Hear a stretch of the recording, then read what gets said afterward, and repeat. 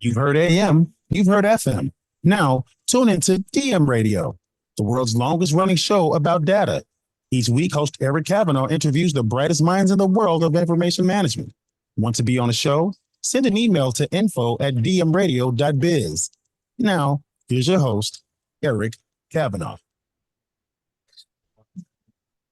All right, ladies and gentlemen, hello and welcome back once again to the longest running show in the world about data. It is time for DM Radio, yours truly here. And folks, we have a very interesting show lined up for you today. We're going to be talking about K8s, as the abbreviation would show it, Kubernetes, the open source project that has been taking the world by storm, the business world, for a number of years now. In fact, it's a birthday for Kubernetes, 10 years. It's kind of hard to believe a decade has passed.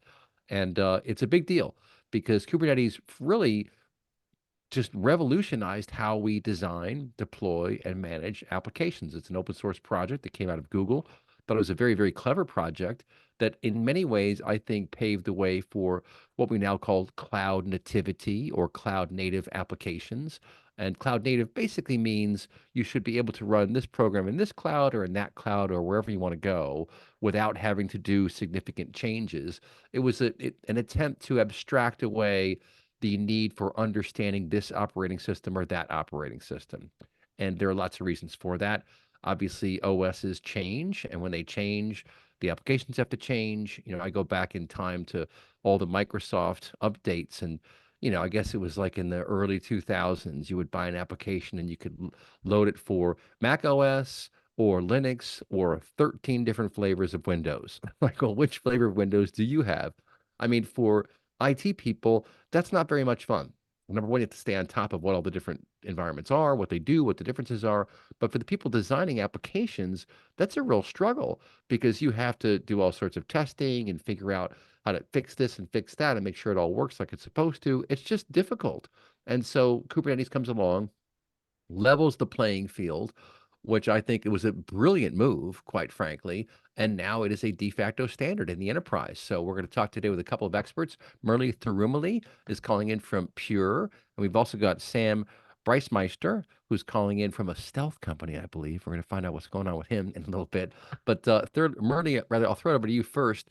Tell us a bit about yourself and what you're doing with Kubernetes and what we'll talk about today. Yeah, thank you, Eric. Pleasure to be here. And Sam, good to meet you as well. So I'm with a company called Portworx that was bought by Pure Storage a couple of years ago, and I'm one of the co-founders of Portworx. And interestingly enough, we co-founded the company the same year, 2014, that Kubernetes got essentially contributed to as an open source project. So we've been at this for 10 years as well, and kind of paralleling the rise of Kubernetes. We've been kind of working in the area of data on Kubernetes and enabling data on Kubernetes, and we'll talk some more about all of what that means. But very, very simply, what Portworx, one way to think about what Portworx in Pure Storage does is if Kubernetes orchestrates containers, the actual application, what Portworx does is we orchestrate the data that is associated with those containers. So we're sort of the Juliet to the Romeo, or the data Juliet to the application Romeo that Kubernetes is. Well, that is very important because, of course, containers must be connected to persistent storage, right? So there's no data inside the containers in Kubernetes. It's just functionality. And I'll give you my description, and I've talked about this on many different shows in the past, but the best description I heard was probably 5 or 6 years ago. A lady said, really, it's little system processes inside a wrapper is what it boils down to. So you think about monolithic applications, you run your app on an operating system, and there's all this functionality baked into the app, and it's a lot. I mean, you get thousands and thousands of lines of code for doing even basic things like word processing or image manipulation or whatever. Whereas Kubernetes, with this whole container approach, has broken that down into little component parts. And then you bring in the little Lego blocks as you need them to create what you want. So it's a much more dynamic and agile way of serving up functionality. And then to your point, the Portworx side of the equation is to orchestrate the data so that it's available for these little system processes when they trigger. Is that about right? Absolutely right on, right? So as you know, as we all know, right, almost 80-90% of enterprise applications, which are the mission critical applications, are usually a combination of a set of applications with some associated data. In other words, they're stateful applications, if you will. And I think Kubernetes does a awesome job and is remarkably successful in taking and enabling customers and enterprises to take that application, divide it up into what are called microservices that can then be individually run in these, each one in its own container. And what that does is it enables two things, right? One is enables rapid change to the application or to the microservice independently of the other microservice. So let me give you an example. If you take an example like Yelp, so a Yelp page could have a number of different constituent things. For example, a review or an address of a restaurant is itself its own microservice and can run its own application. And you can make changes to that address and not worry about the application breaking because it's going to consistently run. However, as you kind of look at these enterprise applications, they have a data component, and Kubernetes is set up to be really a stateless orchestrator of the microservices and the containers. And what we do is we plug in to Kubernetes and make it data aware. And now Kubernetes can now orchestrate via a solution like Portworx as a plugin. We now kind of allow it to orchestrate not just the application containers, but also the underlying storage and make sure the data is available, backup is available when you need it, disaster recovery is available, and most recently, we're also running databases now underneath Kubernetes control. So essentially, it's bringing data under Kubernetes control with the help of Portworx. That's very interesting. So running databases as well. And let me just explain for the audience the concept of state. This is very important. Stateful refers to the fact that there is a process in place, like for shopping, for example. You're online, you're shopping for different things. That's the state you're in right now is the selection process. At a certain point, you're going to want to buy that stuff. And so you go to cart. Now the state has changed. Now I'm in the buying phase, and a different set of functionality comes together to get my credit card, to be much more secure. All these things come into play when you hit that checkout button, and then you go and you check it out. The state has changed again. And so managing that state has to be done outside of Kubernetes. And is that partially what Portworx does then from a data perspective?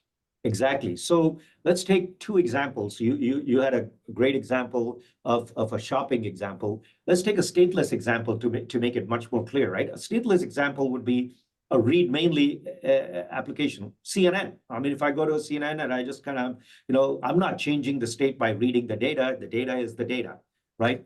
On the other hand, a banking application is a classic example of a stateful application. If I go in and I go to an ATM, I make a withdrawal. Now, the minute I make a withdrawal, the state of my account has changed, for example. And what needs to happen is that change in my account, my balance has gone down. That state needs to be documented. It needs to be captured, and that's typically done outside of the actual ATM application. It's captured in the data, and that could be in a database, but it could be in other stored data. And making sure that those two are in sync, if you will, is part of what Portworx does for Kubernetes. So we turn Kubernetes into a stateful manager of applications. Yeah, I mean, and that's really important. I remember talking probably like 4 or 5 years ago with a guy who was an enterprise software veteran, and we were talking all about this stateless and Kubernetes, how it's taken off, and he made this comment that cracked me up. He goes, "Yeah, I think that some of the folks who built out the Kubernetes project are kind of wondering, maybe we should have kept state in mind." Yeah.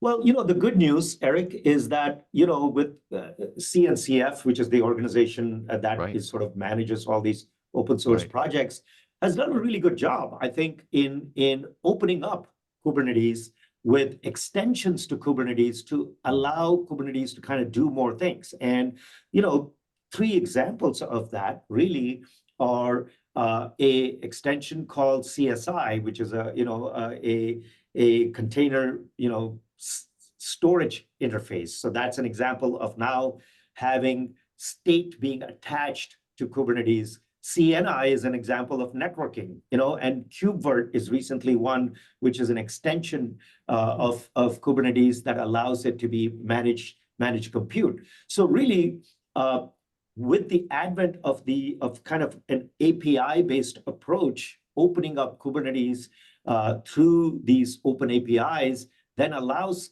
vendors like ourselves to kind of attach to that and do it in a perfectly holistic way, in a perfectly technically appropriate way, technically sound, as well as very complete way, and essentially extend Kubernetes. So Kubernetes has really evolved from being sort of initially a very focused product to really becoming a platform now. And so it is a platform that has many, it's created an ecosystem like the best kind of platforms do. As you remember, this happened with virtualization many years ago, right? Started with virtualization, but then, companies like VMware came in and turned it into a platform where other people plug in, and it creates a whole industry and an ecosystem. And there's a whole ecosystem around Kubernetes, making it successful. And also, not just a technology ecosystem, but customers are also kind of coming in and using it as a platform for multiple use cases. So one of the things that's happened in the last 10 years is that Kubernetes has kind of significantly evolved into becoming a multi-use platform. It's used across a wide range of applications. As an example, in our own business, we have a large number of hundreds and hundreds of customers, but they are, in areas of financial services, in retail, in service provider land, in AI ML workflows, which are in multiple industries. So it has really become kind of a platform, both from a technology sense, but also a use case sense. Yeah, and this is really fascinating stuff. And he's referring to VMware, of course, which is a predecessor. And you and I were talking before the show, Murli, about service-oriented architecture and the SOA days, back when you would have fine-grained services and coarse-grained services. It was a similar concept, not the same execution, but you had this enterprise service bus, and the idea was for composable applications. And a lot of times I'll try to explain things, and I'll bring Sam in here in a second to comment on this. But one last question I'll throw over to you, Murli, is like, if you think about a word processing application and a spreadsheet application like Microsoft Word, Microsoft Excel, well, they can both use a spell checker. And a spell check is kind of like a service that gets called on by either the word processor or the spreadsheet, or even your design application might have a word processor. And that's an example I give to help people understand what we mean by that. It's a service that can be used in any number of applications, and that's how you architect it, to just call on that service when you need it, because otherwise there's no need to run something if you're not using it. And I think that was really the genesis, or for the kernel of Kubernetes. What do you think? Yeah, absolutely. So, to me, Kubernetes is sort of the evolution of that service-oriented architecture. In fact, let me kind of contrast. If I were to kind of go back, like we're talking 10, if I go back 15 years ago, right, versus 10, right? You really had a lot of the world inside a data center was focused on controlling machines. You controlled servers, you controlled networks, you controlled storage, LUNs, and so on. So a lot of the technologies, the last gen technologies, if you want to call it that way, were really focused around machine control, right? So you had these administrators who were server admins, storage admins, and they still are there. So still, that was a very machine controlled kind of world. Along comes SOA and now Kubernetes, and basically it's really changed to where what Kubernetes allows now is people to help do controlled services. So it is actually a self-service control plane. So the Kubernetes allows developers essentially to not know anything about the underlying machines. They don't care about where their data is stored. They don't care how it's networked and all of that. all they do is they ask for certain application workflows and certain requirements from those applications. I want this many terabytes. I want it to be backed up, once every hour. I want it to be disaster recoverable across, these zones. And then what happens is they just ask that of Kubernetes with something called a JSON manifest or a YAML file. And then all of a sudden now Kubernetes is taking care of all of that sequence of services and making it available into that developer or application developer. And it's completely transparent to them how the machines are being managed. All of that is so it's kind of elevating the world of IT from being a manager of machines to being a manager of services. Yeah, and then that's letting cool. the services be self kind of consumed. And what that does is it takes it away from the world of tickets. A lot of the time, in the past, what used to be happening was a developer would make a request and that would generate a bunch of tickets that would be then the different admins would go out and kind of service these tickets. And you can imagine anytime you put a admin in the middle, you're slowing everything down. What this does is it takes the man out of the middle, and now they can kind of just ask for it, and it's all under automated control under Kubernetes, and they're asking for it as services. They're consuming it as services. You and I, Sam, we all today are living in a world where we consume services. We consume, benefits as benefits. We consume, sales management as Salesforce. So we're used to this concept of consuming services. Even video now we consume as a service. We don't put a DVD into the machine anymore, right? So this is kind of taking the world of IT to that, allowing developers to consume it as services with no man in the middle. Yeah, that's a great way to describe it. And we'll bring Sam into the next segment here to give his comments on where Kubernetes has been and where it's going. But I think you did an excellent job, Murli, at describing how we're achieving layers of abstraction, because you don't want to be having a situation where you have all your developers worrying about tickets and worrying about the machines. You want them to just worry about designing the functionality, the business logic that's going to run your operation. That's where you want their attention focused. You don't want them worrying about all these minor details, just like the car. The car just runs. You don't have to worry about how the car runs when you're driving down the street. But this is good stuff. Well, folks, don't touch that dial. We're up at our first commercial break, but stand by. We'll be back. You're listening to DM Radio.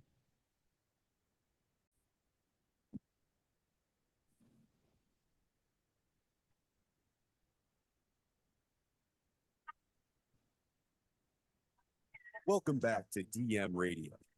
Here's your host, Eric Kavanaugh. All right, folks, back here on DM Radio, talking all things Kubernetes. Happy birthday. We was thinking we could sing happy birthday to you, Kubernetes, but might be a bit awkward since it's just a project. It's not really a person. But now joining the call, we've got Sam Briesmeister, who's in stealth mode, and he has quite the career. He was at Amazon for a while. Mesosphere, I saw you were over at Mesosphere. I remember talking to those guys a number of years ago. So you've got a lot of experience. You've witnessed this evolution. And I'd like to say that, we went from mainframe to a client server.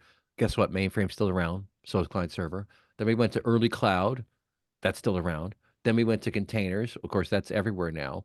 And really, it's that last movement, at least in the recent history, that was so significant. I mean, and I remember my aha moment was when one of these data platform, MapR, in fact, MapR, I found out that they had gone back to the drawing board and were re-architecting their entire product to run on Kubernetes. I'm like, all right, hold on. That's a data platform company, and they're going to re-architect their entire platform to run on Kubernetes. This is happening, folks. This is real.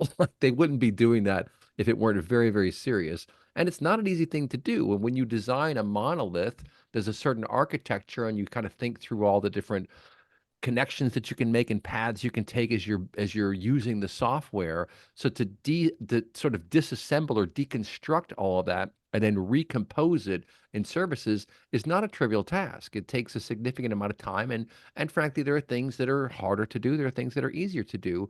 But the real key is is efficiency, especially efficiency at scale. I think that was the big driver is, look, how can we be hyper efficient, especially when the demand spikes for what we're doing, and be able to efficiently deliver the service? So you think cloud architecture as well. Guess what? I mean, this goes all the way back to the 1990s when companies like Yahoo and others were really trying to figure out how to handle the spike at Black Friday and also over the holiday period, because in the early days you would see these huge spikes of traffic for those periods of time. Well, in the old days before virtualization, you would just have to go out and buy how many ever servers was required to serve the peak load. And then guess what? You're going to drop down to 20, 30% of that for the rest of the time. So now you're paying for 70, 80% of your data center that's doing nothing. And that's not too good. That's So right. with that, I'll throw it over to Sam. Tell us, so what do you see happening? How big a deal is Kubernetes? So I mean, it's been around 10 years now. So to say how big a deal it is, I think we can see 10 years of that. But to be totally direct, like what you just described is a progression of elevating levels of automation that produce incrementally and sometimes order of magnitude larger business value at the end of the day. And that's really where Kubernetes kind of sits at the moment, but it's definitely growing in new directions. The direction that it has grown until now went from, well, I'm doing stateless applications, although very early in the life there were statefulness capabilities. However, that has improved drastically ever since then. But ultimately, it's the level of automation that is producing real value for businesses because they have less people dealing with operational events every time. So I think we've put enough clarity on that one for today. But the reality is that it is the automation that produces business value there. So as you add more layers to that, things get really interesting. And as the kinds of applications that people are developing evolve, it also gets even more interesting because you can't generalize and say everything is either stateless or stateful, because now you have things that need TPUs or GPUs or various other kinds of actual hardware. And cloud providers are starting to get into that game as well.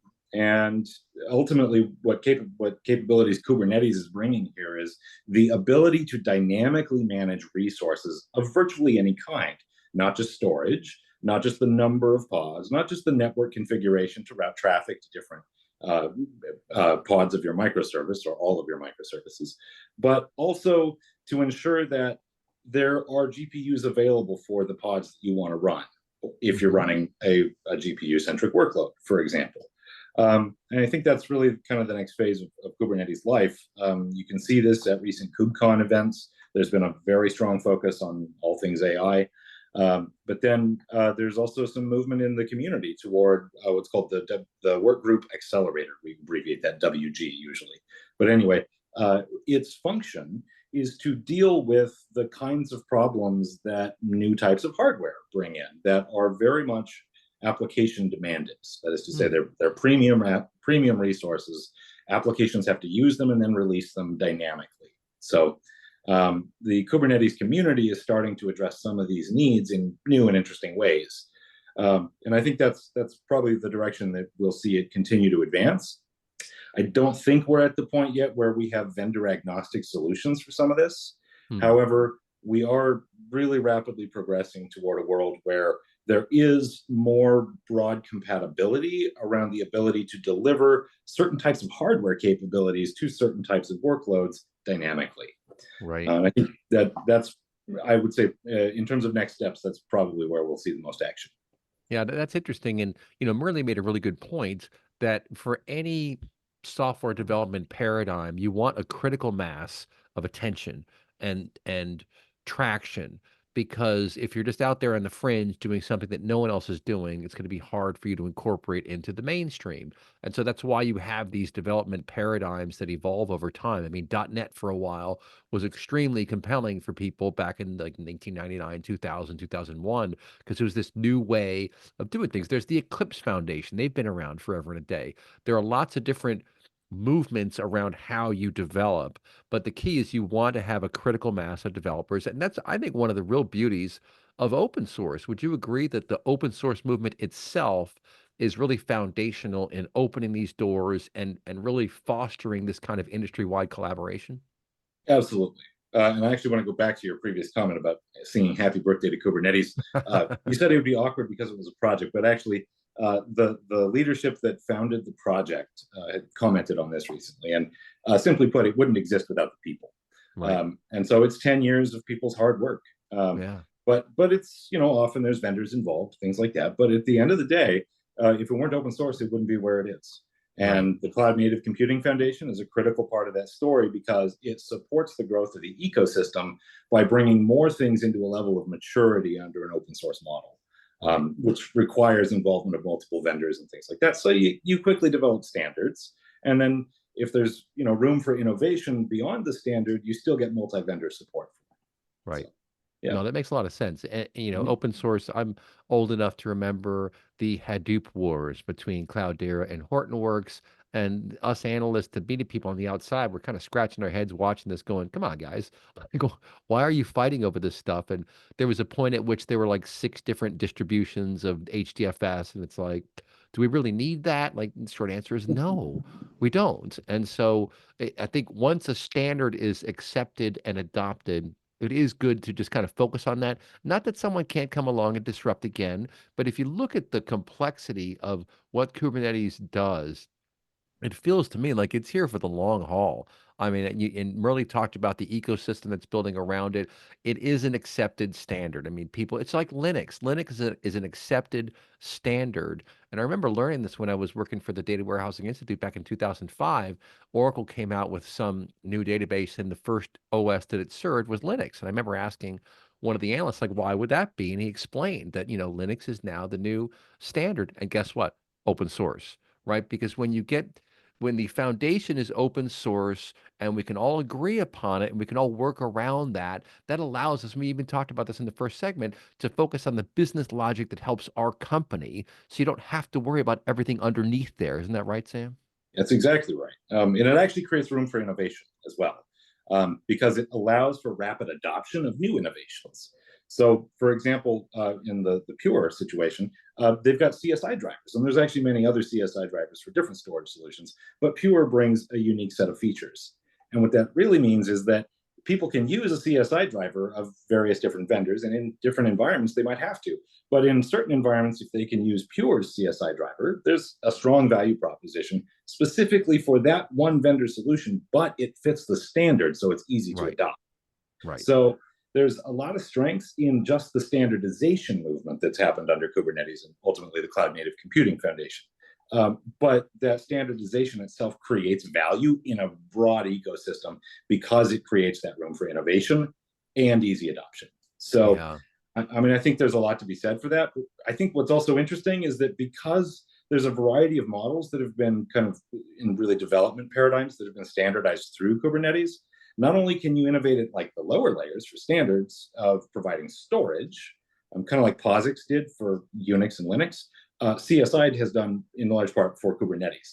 So to that effect, now you've standardized this layer, but you've also got new development paradigms on top, so you can do things like database operators or direct cloud vendor integrations to provide databases as a service as part of the declarative workload definition. Which means that anytime you run a workload and say, hey, I want a database, that cluster might say, great, I've got a database for you, and I've hidden all of the storage problems away from you, either because you implemented it as a cloud provider, or you implemented it in your cluster using the CSI standard that Pure also supports. So you've got this ecosystem where you can just layer things on top and you can re-implement things if it fits your cloud provider model the right way, but ultimately you provide a much higher value platform environment to the application developer. Yeah. And Murli, I'll bring you back in. That's what you were talking about as well, right? You want to liberate your developers to do cool stuff and build things to help your business. And guess what? They're going to have a much better chance of doing that effectively if they're not constantly hamstrung by tickets of, oh, this server went down, the service isn't working, all this stuff. I mean, I've got good friends who are developers and they talk all about it. Like, you have to get into a zone when you're building this stuff, and any disruption throws you right off the horse. It's like literally getting thrown off the horse if you're like riding the bull, basically. And the longer you can keep your developers in that zone, the more productive they're going to be, right, Murli? Yeah, so you know what? By the way, I have to say, I really sense a kindred spirit in Sam because he clearly understands this stuff at a very detailed level technically, which is obvious from his description of how CSI and CNCF has kind of enabled a platform. But actually, what I wanted to kind of point to now is kind of building on what Sam said. In addition to a technical platform, this is now, we're now at a point in the world where this is now creating 10 years of Kubernetes, and the development is now creating organizational platforms inside of enterprises. And let me use an example. We just finished a survey of about, over 500, admittedly, Kubernetes experts. So this is about folks who have, maybe over half of which who have used Kubernetes for over 4 years. So to some extent, they are kind of, they are a little bit like the Roger Federers of the Kubernetes world. What Roger is in tennis, or Nadal, these guys are in the Kubernetes world. So this is sort of the view from the experts' corner. So let me kind of tell you some things. I talked about organization. One of the key things that's happened as a result of this is the rise of platform engineering as a function, and basically, platform engineering is nothing but the formalization of the use of cloud native architectures, the use of DevOps. Remember when 5, 6, 7 years ago, DevOps was cool, and it started as a cultural phenomenon where you'd get the developers and the ops people in one room and have meetings. Oh my God, what a concept. Right. So now that led to kind of a job function, but now platform engineering. So for example, in this survey, we found like 96% of these folks who've been using Kubernetes for over 4 years have a platform engineering function. And what that is giving this set of people a organization, a formal role, right, as well as a budget, and not only a budget, but a mandate. Thou shalt use Kubernetes, and you shall use this stack that we have created for you, Mr. Developers. So this is very much akin to many years ago, Sam and Eric, you might remember, we had shadow IT for cloud. Like people would go off, do their own little cloud projects, right. and they would kind of bypass IT and go to AWS or right. Google or Azure. And what they were doing was building kind of their own projects using the cloud as sort of alternate to IT. So that was happening with containers. So in the last 3-4 years, what were happening was there were these kind of shadow container projects. There would be 6 or 7 container projects in an organization when we would go in there and talk to them.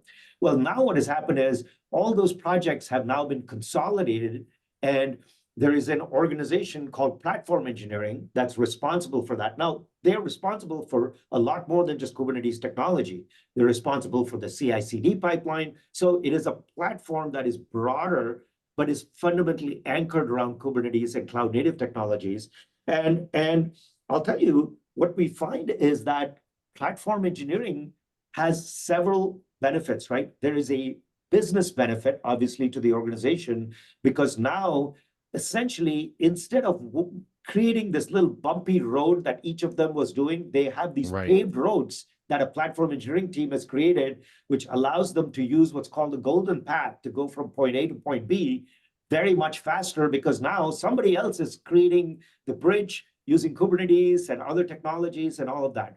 But the other benefit. Well, let's pick that up. Let's pick that up after the break. This is a good roll, folks. Murli's on a roll here, but don't touch that. I'll be right back. You are listening to DM Radio.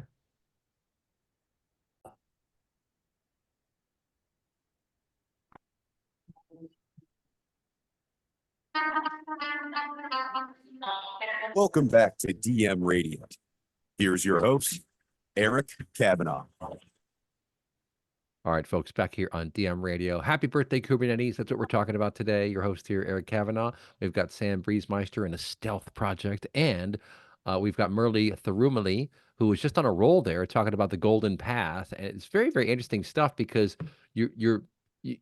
I'll make another analogy to highways and road systems, right? And interstate highways. I talk a lot about how Like Kafka, for example, is like the interstate highway system as opposed to traditional data movement, which is like streets with street lights and stop signs and all this kind of stuff.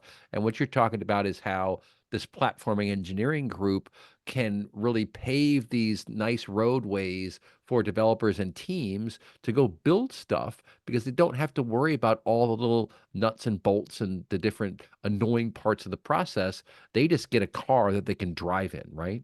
Yep, and that's the freeway system is a great analogy, Eric, because a platform engineering team can size the platform pre-paved roads for different applications and use cases. For example, to use the freeway analogy, if they have a major high volume project that the development organization and the ops organization wants to launch, then they can give that a 6-lane freeway and set up the storage, the compute, all of that. It's pre-set up, and they don't have to even ask for it in a specific way. They can just kind of expect that whole thing to be ready. Or for a smaller project that's maybe exploring maybe a test development project, they could use a small kind of frontage road, for example. Well, what I was going to get to is that there is a huge benefit of this for organizations because they can now have a organized way and mandated way for people to kind of use Kubernetes and cloud native technologies. But what we're seeing, which is very interesting, is that there is an other organizational and a career benefit for many people. For example, in the survey that we had, people see the advent of platform engineering as a way for people to upgrade from these administrators of machines that I was talking about before to now becoming a platform engineering role with a higher skill of understanding Kubernetes. And in fact, we had in a previous survey learned that some of these people who are trained on Kubernetes can earn between 25 to 40% more than the people who had not got Kubernetes training. So it's a great kind of career path. In fact, in the survey, half of the executives viewed people being promoted to being a platform engineer as being a promotion for them. Wow. Right? So, just like in the old world, you remember Cisco certification was a big thing that Cisco promoted, did a great job with it. VMware did the same thing. So getting certified in, say, a CKA as a Kubernetes administrator or a Portworx PKA, Portworx Kubernetes administrator, is a path for people now to join the platform engineering function and get a promotion, both in responsibility, in impact on the organization, but also in terms of salary. So it's a really a great movement that we're seeing as Kubernetes matures. Yeah, and that's a really good point. And it kind of gets me back to, and I'll throw this over to Sam, gets me back into the whole paradigm of getting your developers in the zone. You don't want distractions for these people. You want to give them an objective and then let them go and do their thing. And to Murli's point, if you have a very high priority project, well, guess what? They're going to get the 6-lane highway to be able to get all the service they need, all the compute power, all the storage, all the networking, whatever they need, they're going to get, and they could just go into the zone and do it. And that is really, really good for boosting morale and for boosting productivity. What do you think, Sam? I mean, I totally agree. The long story short is that it's really about time to value.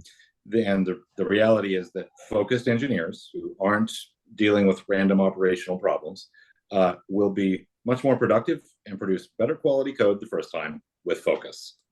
And the result of that is that if you've got better quality work, fewer problems down the road, that really means that you're achieving higher time to value and higher quality over time. So the result of that ultimately is you get better customer experience, which is actually more valuable to the organization.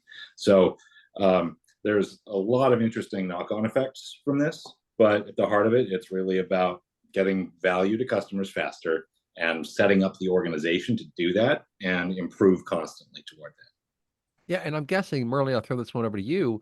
From a strategic management perspective, it's also good because now you can get a better understanding for what things cost and how long it takes to do stuff. You know, if you get clear lines of demarcation between what this group is doing, the platform engineers versus the dev people versus the business people, it can help you better understand what is the total cost of ownership, right? Because you can look at your Amazon bill, you can look at your data center bills, and those are obviously not trivial. But when you can really cordon off a set of functionality and understand which team is working on what, that's good for strategic management too. What do you think, Murli?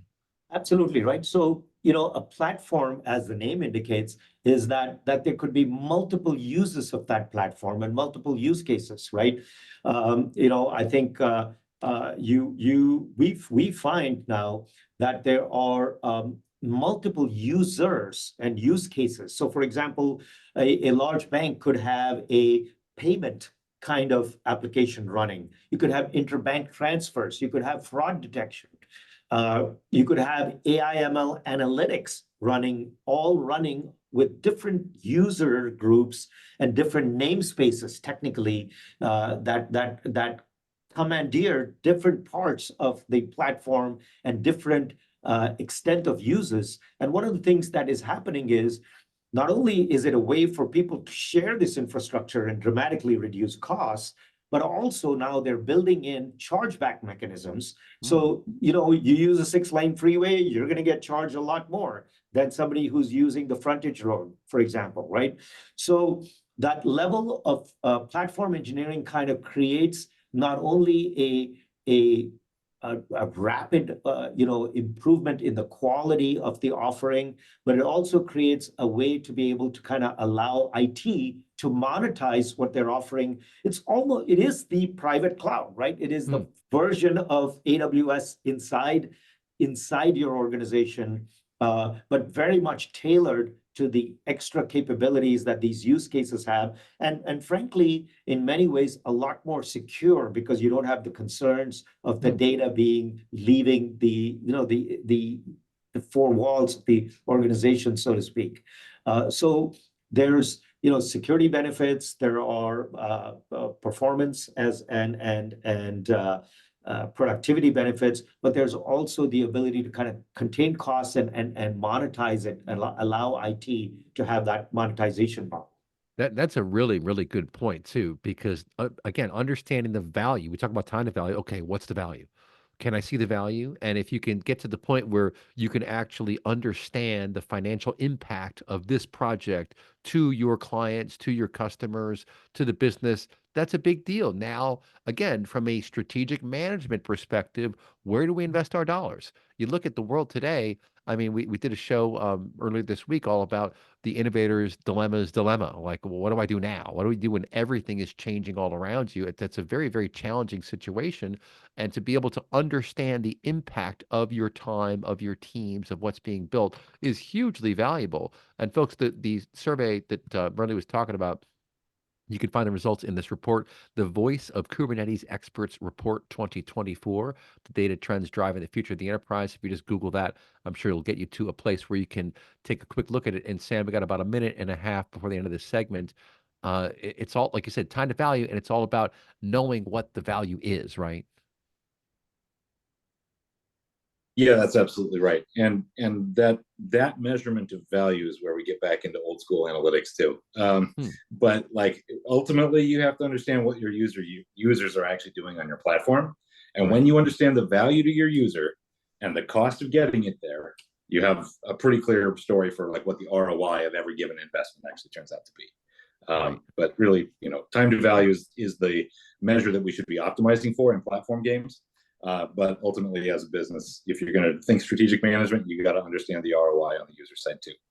Yeah, no, that's a really good point. And just knowing what is being used. Maybe we'll talk a little bit more about observability in the podcast bonus segment coming up next. But knowing what's being used, I mean, you'd be surprised some of these tools over the years, just reporting on who's using which tool for how long. Basic stuff like that. Who's logging in? How long are they logging in? How much compute is that taking? We're getting to a point where we can actually measure all those things and see all that activity. And that's pretty exciting stuff. You know, a lot of times I'll get to the end of the day, I'm like, what did I do today? Did I get anything done? And I look at my outbox on my email, I'm like, oh, okay, that's right. I did send, 72 emails to people. That's what I did all day. But it's important to know what you did and to feel good about what you've done and to be on track and to know that you're on track. These are all important things. Podcast bonus segment is coming up next, folks. You're listening to DM Radio.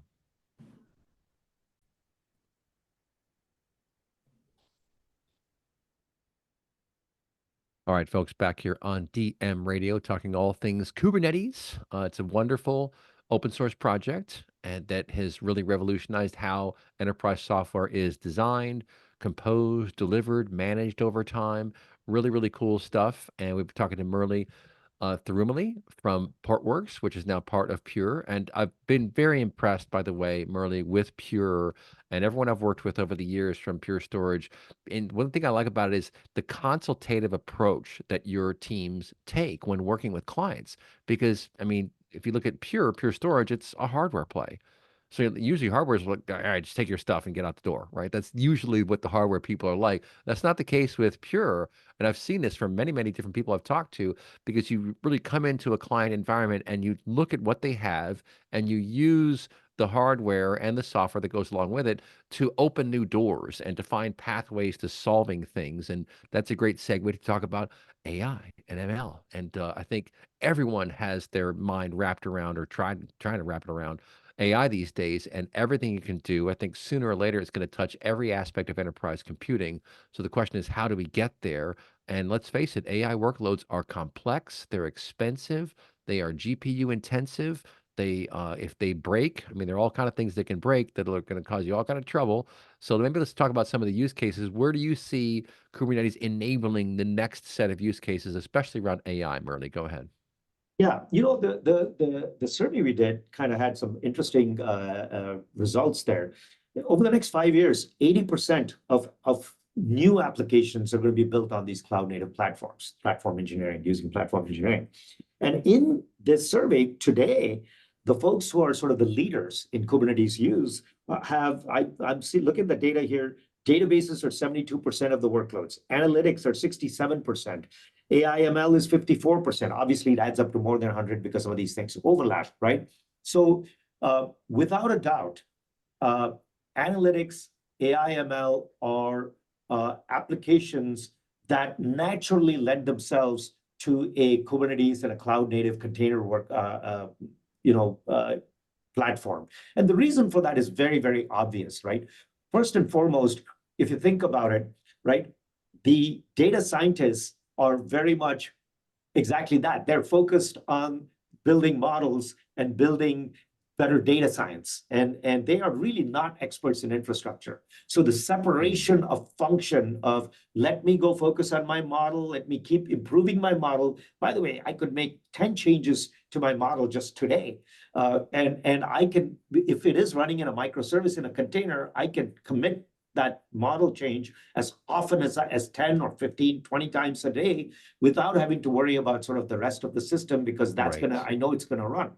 The other part of it is I am very unpredictable in my use. I could be in training mode, I could be in serving mode, and so what happens is there is sort of this elastic nature. It's like Black Friday happening on an unknown day of every week, right? And so if you're in training mode, you could use a lot of resources. If you're in serving mode, you might use lesser. And GPUs, maybe they are expensive, right? All those things are very, very expensive, especially if you use token-based pricing in the cloud. And so the idea of containers naturally lends itself to the independence of infrastructure and applications and allowing rapid change.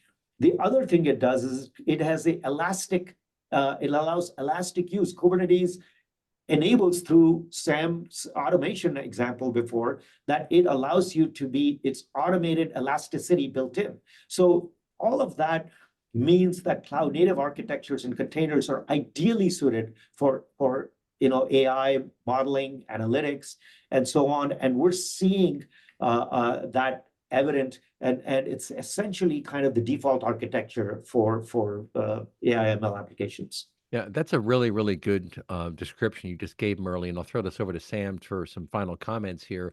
It kind of reminds me of compute as electricity, right? You just plug your stuff into the wall and you know that it's going to work. You don't want to have to worry about getting the right setting on the, I mean, can you imagine if we had like a whole bunch of settings on every outlet? Like, hold on, make sure this is all set up properly. Okay, plug it. Oh no, I got it wrong. No, you don't want that. You want to just be able to plug stuff in, get in the same for the data, right? You want the data to be flowing as well, just with the same concept. I open up the API, it brings in the data, and everything else handles itself. And that is one thing that is really very clever about this new mechanism of action, which is Kubernetes, right? Oh yeah, totally. It solves a lot of the problems that you would normally have to do by hand. Now, I'm not going to kid you; it's not a simple thing to use effectively. It does require some expertise. However, done right and with the right organizational support, you can simplify the developers' lives by removing most of their problems from their time. However, what's really interesting in the elasticity world is that this can apply both on-prem and in the cloud, where everybody can use this on any data center they've got if they deploy it the right way, and they can take advantage of it for all the same benefits. There are a few interesting differences, but for the most part, it can fit all these environments. It's really tricky when we get into the world of AI, because in AI, getting everything right, it takes quite a lot more detail. And I don't think we're there yet in making it super easy. I think it's going to be a while before it's that easy. Yeah, you're probably right about that, but geez, it really is enabling us to innovate. And I guess final comments from Murli, that's the key. That's the theme of this show, I think, is basically enabling the doers in your company to do what is going to be best for the brand. We talked about that in our last show about always make the brand first. And if your mindset working for a company is the brand always wins, it kind of circumvents or obviates a lot of the political and personal stuff that you see inside of organizations. But the same thing holds true for getting stuff done. And if you enable the teams to just get stuff done, that's the path to victory. Murli, final thoughts from you. Yeah, absolutely. Right. So to me, it is Kubernetes enables developer velocity. It's really an application velocity, which is in the end what matters. And from a Portworx perspective, we're delighted that we can kind of add data into the mixture, and it's kind of turbo mode for developers with allowing them to manage not just their apps but their data as well in turbo mode using Kubernetes and Portworx. I love it. We'll look these gentlemen up online on LinkedIn. Of course, thanks to our friends from Portworx, part of Pure Storage now, and Sam with his stealth company, Sam Briesmeister and Murli Thirumale. Thank you so much for your time. Folks, send me an email, info@dmradio.biz. You've been listening to DM Radio.